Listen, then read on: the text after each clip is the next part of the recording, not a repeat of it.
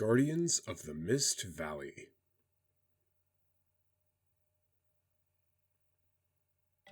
The Mist Valley sprawls out as far as the eye can see, dividing up the great land. It's impossible to see the whole breadth of it at once due to the ever-present mist. Dwelling within are winged beasts who travel freely along the valley's ridges, and a humanoid tribe who strongly resemble birds.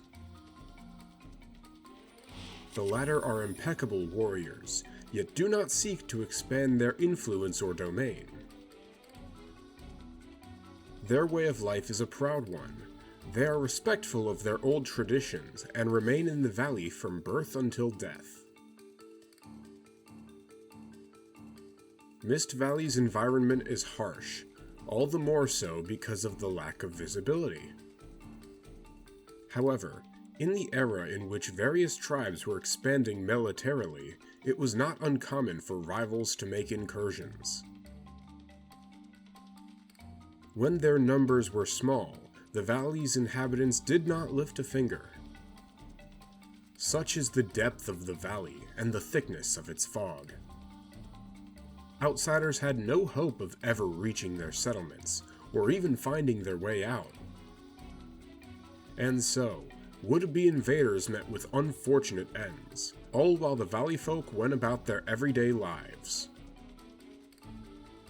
The handful fortunate enough, or rather unfortunate enough, to stumble upon a settlement were dispatched by the elite warrior units that were the pride of the valley. On a few occasions, the valley came under attack from major alliances of barbarians. However, if the birdfolk and the winged beasts ever found themselves overwhelmed, they turned to a mist worm. These were colossal creatures that had lived in the valley since before anyone could remember. Each was a lone creature that circled a fixed route for dozens of years, if not hundreds. Even after all these years, no one has yet found a means of communicating with them, nor worked out how they managed to survive. They can, however, be interacted with.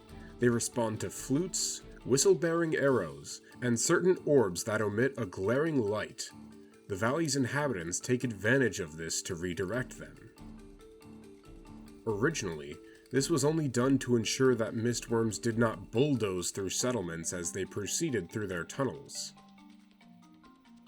But in the era of strife, the valley folk needed novel measures. They used the mistworms to thoroughly obliterate hapless invaders. And so, for many years, the Mist Valley remained peaceful. That is, until the extraterrestrial invaders arrived. The Worm Menace.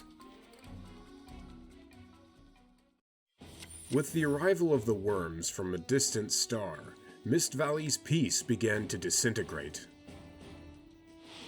Countless numbers of them poured into the valley, and the birdfolk and winged beasts fought them tooth and nail. However, it was only enough to stay the storm, not to fully eradicate them. The valley remained worm-infested. Its labyrinthian terrain and persistent mist were supposed to act as defenses, but not with the worms. Unable to get out, they ended up gathering, and they created nests. The valley folk burnt these to a crisp whenever they found them. Yet these nests only seemed to increase in number, allowing the worms to launch raids that made it as far as the settlements. It was proving too difficult to pin them down and eliminate them. Despite every effort, the valley folk could not purge the invaders, even with help from the mist worms. They had come to an impasse. The leader of the warriors, Mist Valley Thunderlord, realized the birdfolk and winged beasts were outmatched. There were other tribes outside the valley with which they had relations, and he resolved to request their aid.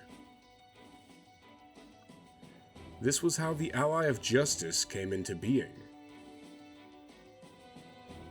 It was a network of mutual aid, and it greatly bolstered Mist Valley's security. Finding nests became a rarer occurrence, and the Valley folk found themselves with the upper hand on their home turf. However, just as plans were being made for an offensive to fully eliminate the worms, Mist Valley withdrew from the Ally of Justice. What could have driven such a decision?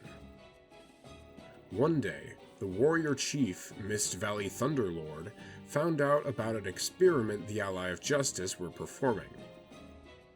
A weapon test involving the use of the Gen X, who were voiceless and could not object.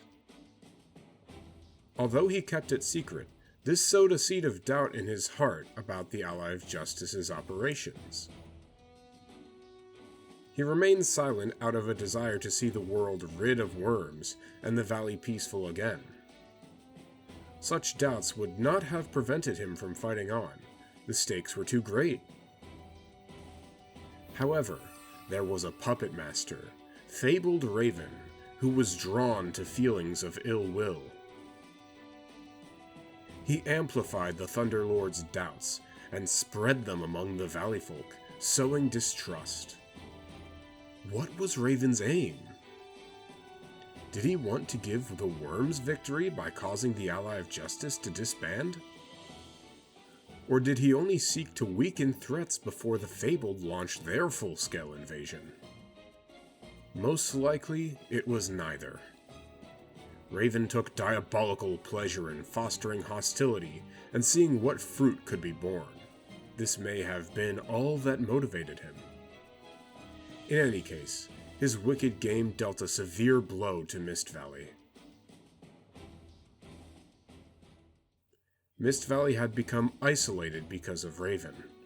Without aid from the other Ally of Justice tribes, a hard fight lay ahead. The worm nests again began to spread, until they occupied a fifth of the area.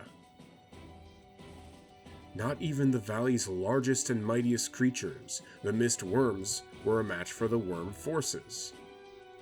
After a mist worm was defeated, its colossal corpse gave nutrition to the invaders, enabling them to grow and multiply. A second and a third fell, and the worm's strength but grew. It seemed they would soon overrun everything. Would the valley folk fight until the bitter end in defense of their home? Or would they flee from the infestation and seek shelter elsewhere? Battered and exhausted, they faced a deep crisis, and just then, there arrived a group of soaring knights, a mighty gale following in their wake.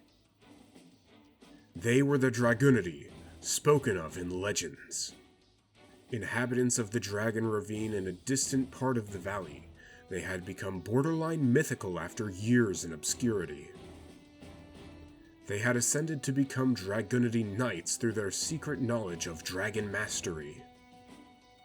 Realizing the grave situation the valley faced, they had come to fight. They led the charge and drove back the worms.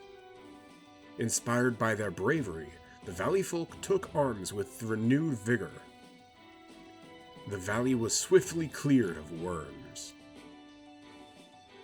And once victory was secured, the Dragunity Knights departed in a flash.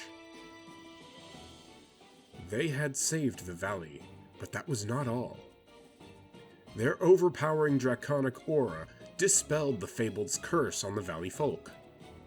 Having returned to their senses, they were welcomed back into the Ally of Justice, just as the final clash with the worms was looming.